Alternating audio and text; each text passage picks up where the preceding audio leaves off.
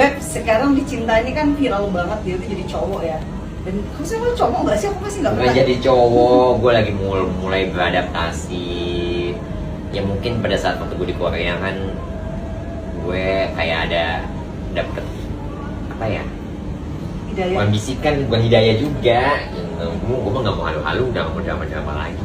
Iya. Nggak tahu kepikiran karena gue udah puluhan tahun nggak pernah sholat, melanggar apapun itu penyimpangan ya kan. Jadi ya apa Kayak batin salah gitu loh. iya gue harus naik ngomong contoh gokil gue ngomong tadi dulu gue ngomong dulu gitu kenapa gue bisa memutuskan udahlah gue extend aja lah di Korea. Gue pengen nyobain ngerasain gitu loh, karena di Korea itu kan negara yang bener-bener bagi gue ya tentram, meskipun lagi ada konflik tentang pertengkaran antara netizen Korea sama Indonesia, tapi bagi gue sih teman-teman gue sana maklumin keadaan gue.